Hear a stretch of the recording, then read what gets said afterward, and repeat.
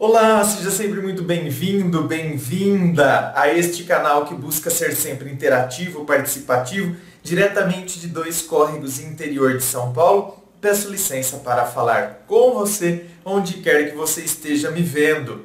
E vamos então ao e-mail de hoje.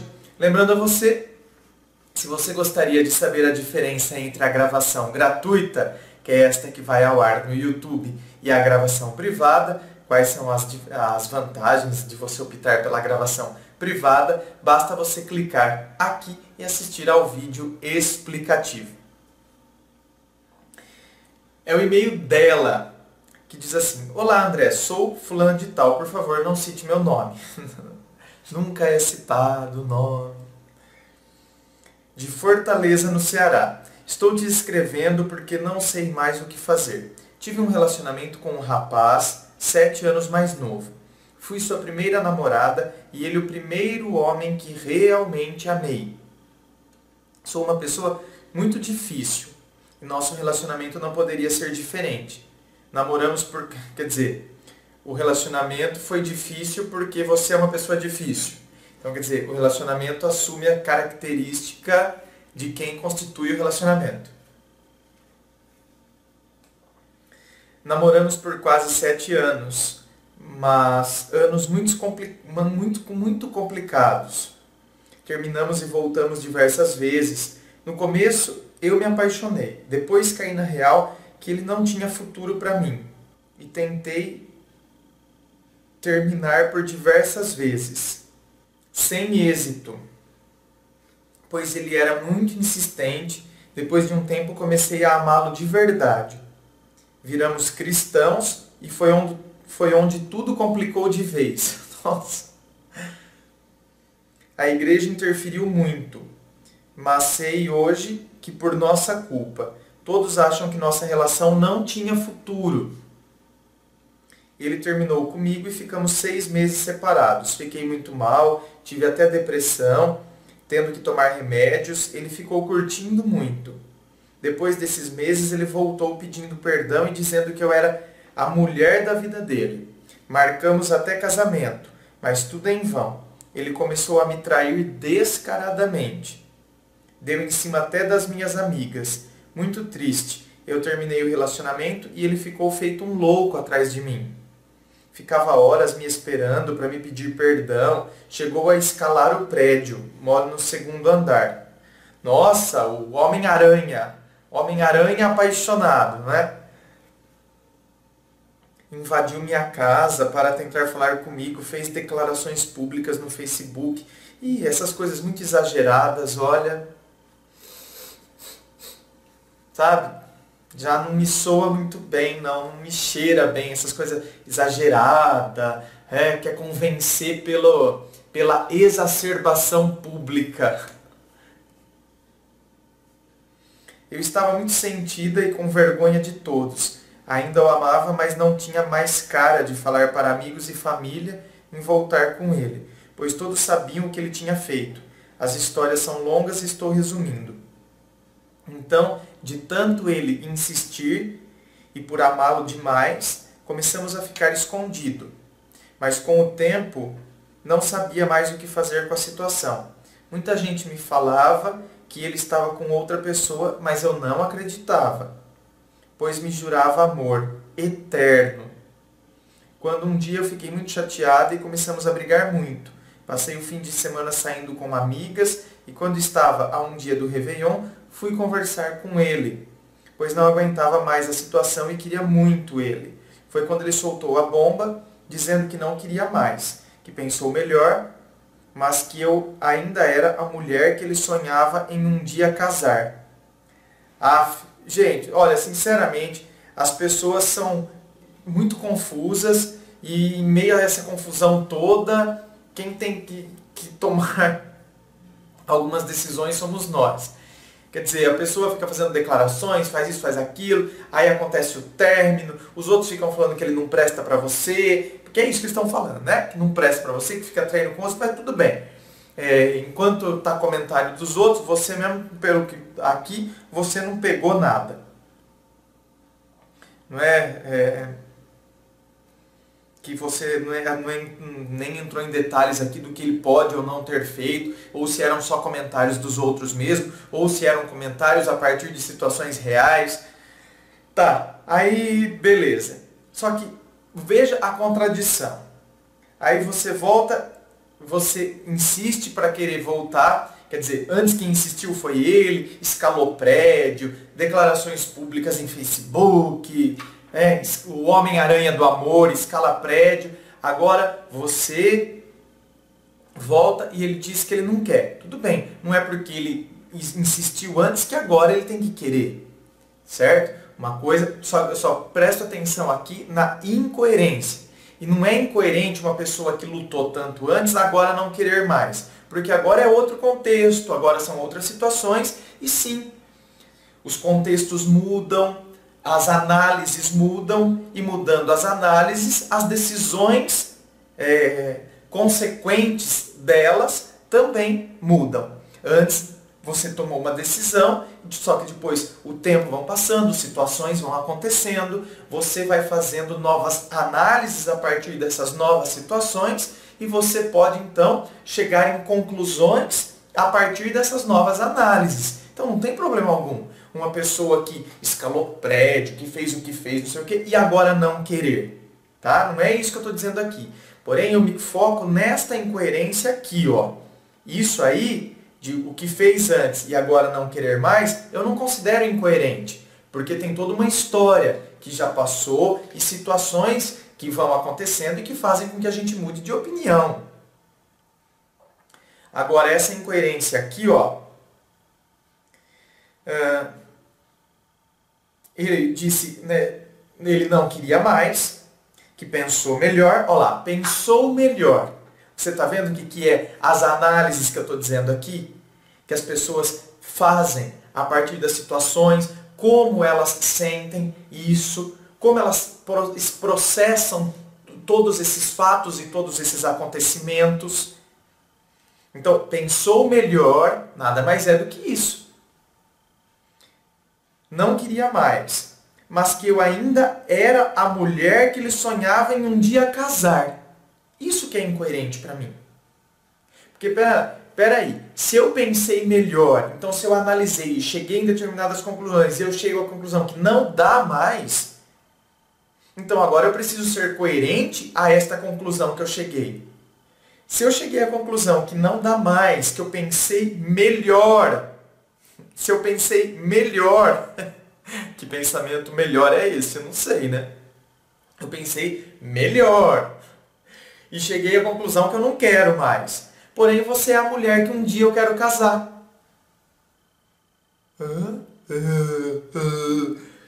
Não dá para entender. Isso sim eu não entendo. O resto, para mim, é compreensível. Tá? Não vou ficar chorando molhado e fazendo aquele raciocínio de novo, não. Senão é repetitivo. O resto é compreensível. Agora, esse tipo de incoerência, para mim, não dá. E a gente precisa ter atitudes, as atitudes precisam ser coerentes com os nossos discursos, com aquilo que... Senão fica toda essa confusão. Aí, ó, fica... Não sabe nem o que está falando. Que eu era a mulher que ele sonhava em um dia casar, mas que não dava mais. Quer dizer, então me parece que às vezes as pessoas ficam presas na idealização. Você é a mulher que um dia eu quero casar, porém, na real, isso é o ideal. É uma mulher que às vezes eu sinto tesão, sabe? Tenho tesão, tenho desejo, porém, na realidade, eu percebo que tem muita coisa ruim entre nós. Ruim assim, incompatibilidade de gêneros. Quer dizer, então, o ideal seria, porém, não corresponde com o que é real. A mulher que ele sonhava em um dia casar. Então, quer dizer, uau, você é o ideal. Porém, no real, não corresponde com aquele ideal que eu projetei de mulher e você tem características daquele ideal que me desperta, que me dá tesão, não sei o quê. Porém, na realidade, na real, temos muita incompatibilidade de gêneros, muita desconfiança, muita briga, muito isso, muito aquilo. Então, quer dizer, não dá. Eu deixei quieto, pois sou muito orgulhosa, mas semanas depois ele aparece namorando e noivando com outra garota. Eita, então aí já é uma... Tá vendo o que é confusão? Você vê por que as pessoas são confusas, e elas têm um discurso incoerente. E o discurso, esse discurso incoerente, bate com a confusão que elas vivem. Que mora bem próximo de mim e que já era noiva de outro cara. Ela terminou para ficar com ele. Cara, minha ficha caiu. Ele estava com nós duas e vendo qual seria melhor para ele. Fiquei muito triste pela falta de consideração dele. Poxa, essa foi a pior coisa que ele já aprontou comigo. E olha que foram muitas. Bom, então, minha querida, coloca na balança também, né? Pô, se o cara já aprontou muitas, coloca na balança, né? Gente, quando a pessoa apronta demais, quer dizer, a pessoa nos dá tantos motivos para que a nossa balança pese para os contra, o lado do contra, do que a gente ficar lá nos prós. As coisas contra, que vão contra, são tão mais pesadas que os prós, quer dizer, o que existe de favorável. Então, contra, muito mais pesado do que prós, o que existe a favor, o que existe de favorável. Só que a gente não quer enxergar o que vai contra. Eu acreditava que ele gostava mesmo de mim. Já se passou 1 ano e 6 meses. Eu estou em outro relacionamento agora, já faz 1 ano, mas nunca o esqueci. Até porque moramos todos na mesma rua, fica muito difícil para mim. Passei maus bocados. Mas André, não entendo porque ainda gosto dele. Desde o dia do fim do relacionamento não nos falamos, não tivemos recaídas, nada. Ele que há poucos meses andou me ligando, mas não cheguei a atender porque sabia que eles estavam em crise. Ele nunca chegou a casar. Eu já moro junto com meu namorado.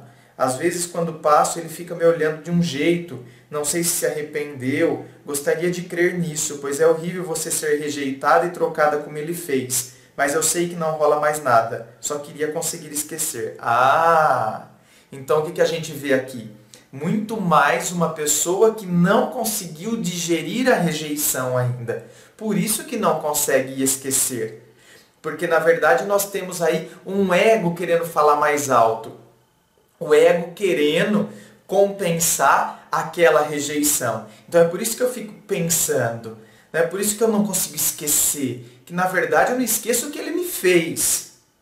Pô, e você vai comprometer toda a sua vida, a possibilidade de você viver um relacionamento bacana agora, porque eu não vou esquecer o que a pessoa me fez? Pô, o cara fez o que fez. Ponto. Né? E você tem que perceber que não é um esquecimento, assim, por exemplo, à toa. Ah, eu não sei por que eu fico pensando nele. Pô, vocês se veem. Você fala, a gente nunca teve recaída, a gente não se fala mais, mas se vê. Gente, nós vivemos numa sociedade simbólica. É a sociedade do símbolo. Eu acho que eu já até citei esse exemplo na semana passada em algum vídeo. Eu não sei se foi gravação privada, se foi gravação gratuita que vai aqui no YouTube. Se eu estou citando de novo o exemplo, me desculpem, me perdoem, tá? Então eu não consigo lembrar se foi na gravação privada que eu citei esse exemplo. Me desculpem se vou ser repetitivo. Mas nós vivemos na sociedade do símbolo. Quer dizer, quando a gente vê lá o coração, é o símbolo de quê? É o símbolo de afeto, o símbolo de carinho e tal, não sei o quê. E a outra pessoa, por vezes, ela se torna um símbolo real e concreto de uma realidade que aconteceu com nós. E que muitas vezes é uma coisa muito subjetiva. As outras pessoas que estão ao nosso redor, elas nem imaginam. A não ser quem conhece a história. Mas de repente a pessoa que conhece a história nem imagina que aquela pessoa esteja despertando alguma coisa em nós ainda. Ou seja, nem imagina que aquele símbolo esteja despertando algo em nós. Que símbolo, André? Ué, a pessoa. A pessoa que rejeitou você tornou-se um símbolo. Um símbolo ambulante. Ela é um verdadeiro símbolo. E cada vez que você a vê, você tem aquelas sensações ainda. E é isso que precisa ser trabalhado agora em você. É igual quando a gente, então, associa uma imagem a alguma coisa.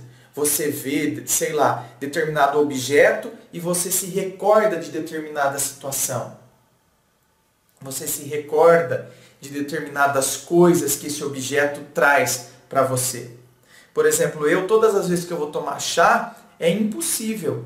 Um simples sachê de chá numa xícara, para mim, me recorda a época da faculdade, em que eu descia à noite tomar chá com os meus amigos e ali, na verdade, era um grande espaço de confraternização entre nós. Ah, não. Esse exemplo eu citei nos áudios do site. Então, não foi em gravação, não. Foi nos áudios do site, do site para assinantes, eu citei esse exemplo do símbolo. Então, quer dizer, o chá para mim é essa realidade, né? O chá para mim me remete à amizade, me remete a coisa. Agora, para você, pode ser simplesmente um chá. De repente, para outras pessoas, aquele sachêzinho na xícara representa coisa ruim. De repente, vai te lembrar até uma lembrança, vai te trazer uma lembrança ruim. Porque são coisas subjetivas e que a gente projeta em cima daquela realidade. Aquele símbolo, ela desperta em nós algo que é muito próprio e subjetivo de cada pessoa. Diferente de um símbolo universal, como por exemplo o coração, que representa amor, afeto, carinho. Então, quer dizer, todas as vezes que você vê esse cara, queira ou não, é essa realidade que está sendo despertada dentro de você. E você, por sua vez, precisa então agora dar um novo significado a esta realidade simbólica, ou seja, a isso que ele representa e desperta em você. Rejeição é boa? Não é. Não é bacana rejeição. Não é bacana ser rejeitado. Porém, seremos rejeitados. Não só em âmbito amoroso, mas em âmbito profissional, em âmbito acadêmico. E vamos ter que lidar com a rejeição. Agora, se a gente, então, ficar escravo da rejeição, você já imaginou em âmbito acadêmico, a pessoa que recebe uma rejeição de um trabalho, de um projeto de mestrado, de doutorado, de uma tese, ela recebe a rejeição e ela então cede a isso e, portanto, fica só focada na rejeição e não avança. Além disso, a pessoa que recebe um não numa entrevista de emprego, ela é rejeitada numa entrevista de emprego. E ela então absorve isso como uma grande verdade. Eu não consigo esquecer, isso aí está dentro de mim e eu não consigo seguir. E eu vou olhar o emprego atual e as novas entrevistas atuais sempre a partir daquela rejeição. Então eu já chego olhando, sabe, com raiva para a responsável do RH, achando já que ela vai me rejeitar. Portanto, já é isso que eu transmito para ela. Nossa, se a gente não sabe filtrar e dar um novo sentido e um ressignificado a essas simbologias, e o ser humano ele é um símbolo dependendo da situação que a gente vivenciou com ele, e precisa tomar muito cuidado porque essa rejeição está mexendo com o ego. Então, na verdade, eu fico sempre lembrando primeiro porque eu estou vendo. É o símbolo que está sendo passado todos os dias, a gente mora na mesma rua, eu vejo ele, e esse símbolo desperta em mim, e todas as vezes esse símbolo desperta o quê? Algo que eu não consegui conquistar? E eu me sinto desvalorizada enquanto mulher diante dele. Então é por isso que eu não consigo esquecer, eu não consigo digerir tudo isso dentro de mim? Não, está na hora de a gente digerir sim. Tem determinadas situações que a gente tem que digerir, porque isso aí está fazendo mal para nós. Compromete o nosso bem-estar, compromete o nosso andamento, compromete a nossa relação, a gente compromete uma relação bacana que a gente poderia ter com quem de fato agora está optando por nós, com quem de fato agora está trazendo bem-estar para a nossa vida. Então a gente precisa resolver essas situações. Senão fica muito difícil. Fica muito difícil. E aí a gente vai achar que é porque a gente ainda tem sentimento. Quando na verdade isso aí tem a ver com o ego, tem a ver com o que a pessoa desperta em mim, com aquela situação que eu não consegui engolir, que eu fico inconformada com aquilo, por que fez comigo o que fez comigo, agora está com a outra que mora na mesma rua, me trocou por ela. Sabe? Então, são coisas que eu fico muito mais focado no inconformismo do que eu me posicionar. Tá, a pessoa fez o que fez, agora o mais importante é o que eu vou fazer diante daquilo que ela fez para mim. Para que eu possa resolver essas questões, encerrar isso aí e seguir minha vida daqui para frente. e eu posso olhar para ele e ver nele alguém que passou pela minha vida, que me trouxe aprendizagem. Essa é a realidade que eu quero que ele represente para mim. E não aquela realidade de rejeição e que, portanto, me desperta como se eu não tivesse valor e que, portanto, eu fico pensando e remoendo essa história. E eu mudo a representação do símbolo. O que o símbolo representa e desperta em mim. Eu começo a mudar o que isso significa e representa para mim. Para que eu possa ter liberdade na minha vida. Oh, glória! Oh, glória! E para que a gente siga. Certo? Muito obrigado, minha querida, pela sua participação. Gente, inscreva-se. Eu fico aqui aguardando a sua inscrição. Participe de todas as sessões que constituem o canal Ponto de Vista aqui no YouTube. Me siga nas redes sociais, Facebook, Instagram, tá bom? Muito obrigado e um forte abraço.